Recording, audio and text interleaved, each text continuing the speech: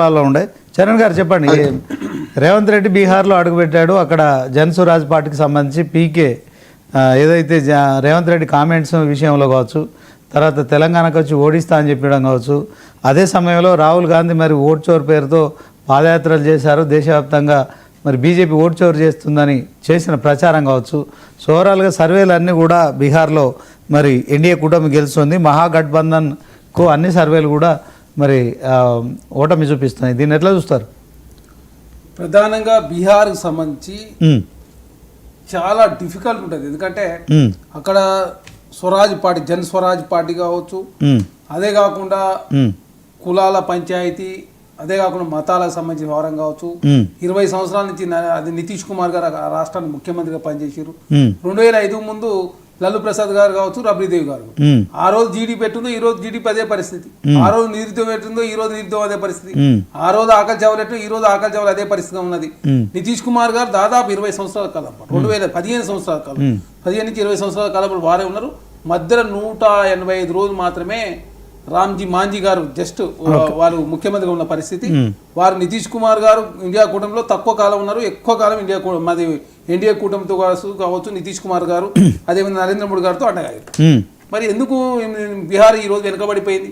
వారు ప్రధానమంత్రి అభ్యర్థిగా వారికి వచ్చినటువంటి 14% మాత్రమే ముఖ్యమంత్రిగా ముఖ్యమంత్రిగా ఉండాలని చెప్పేసి బీహార్ ప్రజలు 14% మంది మాత్రమే కోరుకున్నటువంటి పరిస్థితి మనం చూసినాం.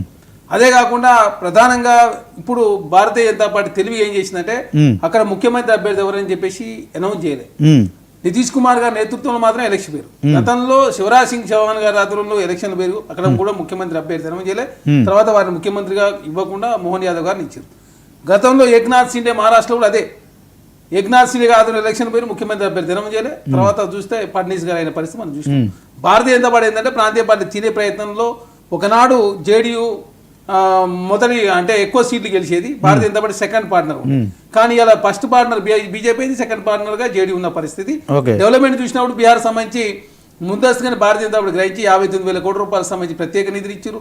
పాట్నా ఎయిర్పోర్ట్ విస్తరణ, భారీ ఇరిగేషన్ ప్రాజెక్టులు, మఖానా బోర్డు, రకరకాల స్కీమ్ల పేరు మీద జీఎస్టీని స్లాబులు తక్కువ చేసి బీహార్ ఎలక్షన్ల కోసం. అదే కాక సింధూర్ ఆపరేషన్ జరుగుతూ ఉంటే విదేశాల నుంచి నరేంద్ర మోడీ గారు వచ్చి అక్కడనే ప్రసంగించుడు. అదేవిధంగా పార్టీల సంబంధించి అనేక కూడా ఏకం చేసుకునే ప్రయత్నం భారతీయ జనతా పార్టీ చేసింది. ఇప్పుడు ఇదేదో సర్వేలో వచ్చినంత మాత్రం ఇంకా చాలా ఉన్నది. ఎవరు గెలుస్తారు అనేది ఒప్పుకునే పరిస్థితి. ఎందుకంటే ఇది జూబ్లీహిల్స్ వేరు, ఇక్కడ జూబ్లీహిల్స్ లో క్లారిటీగా Congress, BRS, BJP.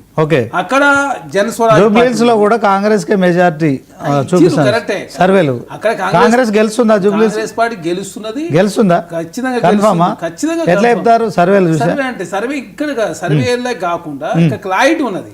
Bharatiya Janata party, Congress, BRS. Bharatiya Janata party minimum 10,000 ఓట్లు కూడా రావట్లేదు.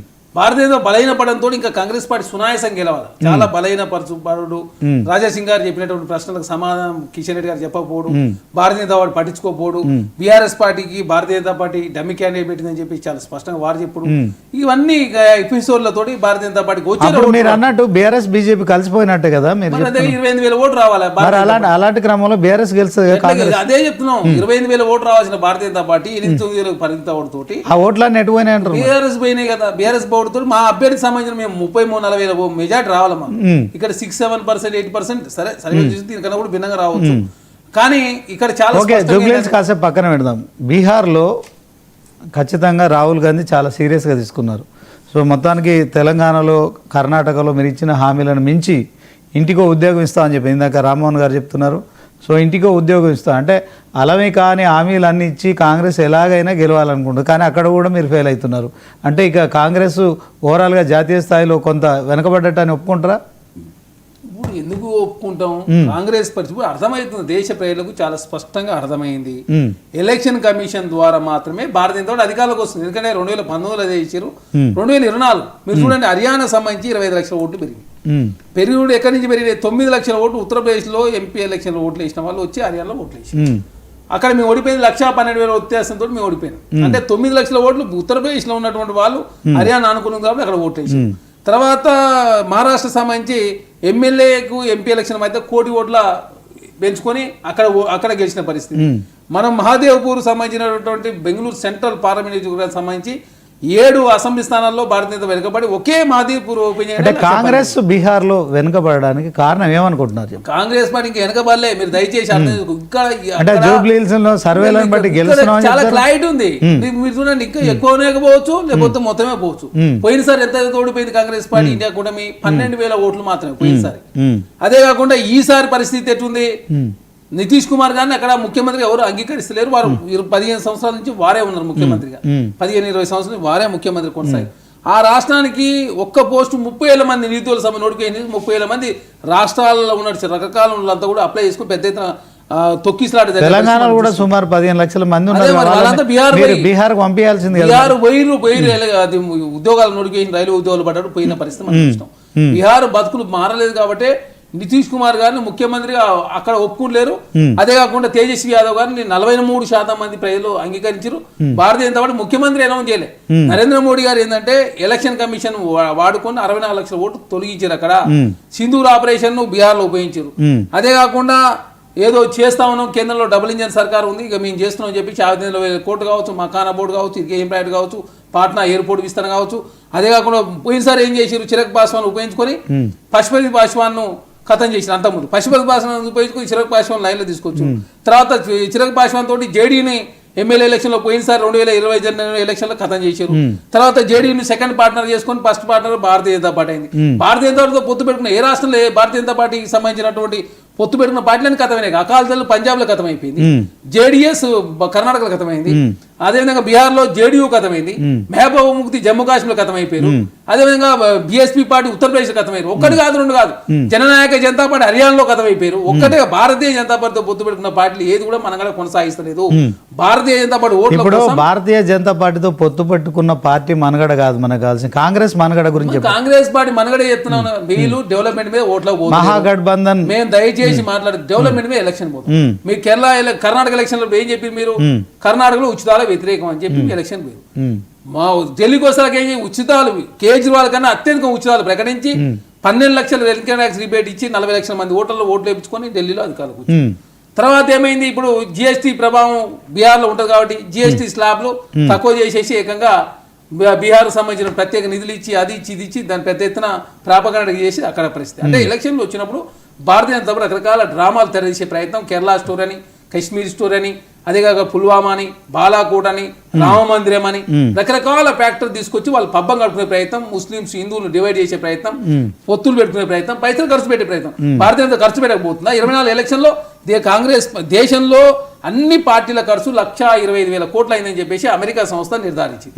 అంతకుముందు 26,000 కోట్ల రూపాయలు భారతీయ జనతా పార్టీ 19లో ఖర్చు పెట్టిరని చెప్పేసి మొన్న అత్యధికంగా 65,000 కోట్ల రూపాయలు భారతీయ జనతా పార్టీ ఖర్చు పెట్టి ఈ రాష్ట్రంలో ఈ దేశంలో అధికారులకు వచ్చిందని చెప్పి అమెరికా సంస్థ చాలా స్పష్టంగా పైసలు. కాంగ్రెస్ కూడా 1,25,000 కోట్లలో మరి కాంగ్రెస్ కూడా ఉందన్నట్టే కదా. 60,000 ఇప్పుడు అకౌంట్ ఉన్న పైసలు చూస్తే అర్థమవుతుంది. సెంట్రల్ ఎలక్షన్ కమిషన్ చాలా స్పష్టంగా ప్రకటించింది 9,000 కోట్ల రూపాయలు భారతీయ జనతా అకౌంట్. వాళ్ళు ఈ దేశంలో అధికారులు ఉంది. వాజ్పేయి గారు 6 సంవత్సరాలు, వీరు 11 అంటే 17 సంవత్సరాలు. కాంగ్రెస్ పార్టీ దేశంలో 60 సంవత్సరాలు అధికారంలో కాంగ్రెస్ పార్టీ అకౌంట్ 900 కోట్లు మా జాతీయ స్థాయి అకౌంట్ లో. తెలంగాణలో మాకు పైసలే లేవు. అదే బీఆర్ఎస్ పార్టీ 1,515 కోట్లు, అత్యంత కాస్ట్లీ ప్రాంతీయ పార్టీ బీఆర్ఎస్ పార్టీ. అదే 9 సంవత్సరాల కాలం పాటు అధికారం నుండి 1,515 పైసలే లేవు. తెలంగాణలో అధికారంలో అవినీతి చేసేది వాళ్ళే, సోషల్ మీడియాను వాడుకునేది వాళ్ళే, మతాన్ని వాడుకునే వాళ్ళే, కులాన్ని వాడుకునేది వాళ్ళే. ED, CBI, income tax, election commission ఒకటి కాదు రెండు కాదు, ఏదంటే అది వాడుకొని భారతీయ జనతా పార్టీ దేశంలో పాపం వారసత్వ రాజకీయాలు చేసేది వాళ్ళే. వాళ్ళు ఏమంటే వారసత్వం లల్లు ప్రసాద్ మరి లేకపోతే ఎంతమంది చూపించాలని ఒకలా ఇద్దరు వారసత్వం ఇంత ఉంది. ఎంతమంది ఇన్ని కుటుంబాలు, ఒకటి కాదు రెండు కాదు, ఒక్కటి కాదు ఎవరు తీసుకోండి. వేద ప్రకాష్ గోయల్ కానీ గోయల్ పీయూష్ గోయల్ వాళ్ళ తండ్రి నుంచి ఆయన వచ్చిండు. మాధవరాజ్ సింధియా నుంచి జ్యోతిరాజ్ సింధియా కానీ ఒక్కటి కాదు రెండు కాదు, ఇక్కడ ఒకటి దిగ్గు చేసి మన అమిత్ షా గారి నుంచి, జై షా కాంచి, రాజ్నాథ్ సింగ్ గారికి, పంకజ్ సింగ్ గారికి వారసత్వం గురించి మాట్లాడారు.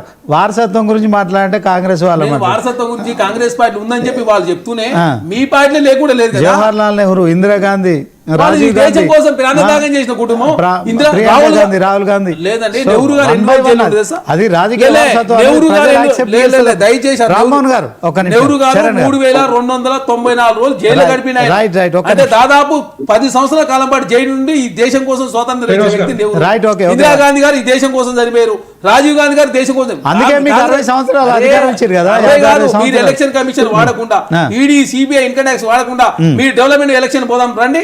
మీ డెవలప్మెంట్ బీఆర్ నేను డెవలప్మెంట్ చేసి ఈ దేశ జీడిపి ఏందో 2014 ముందు పరిస్థితి దేశం ఎట్టుంది, ఈ రోజు పరిస్థితి ఎట్టుంది, ఈ అన్నిటి మీద చర్చ. మీరు ఎంతసేపు మతము జీడిపి డెవలప్మెంట్ మీద ఎలక్షన్ పోకుండా ఎంతసేపు వేరే ఫ్యాక్టర్ తీసుకొచ్చి రైట్, ఒక్క నిమిషం రామ్మోహన్ గారు. నిజంగా మనం ఆయన చెప్తున్నట్టు 2014 నుంచి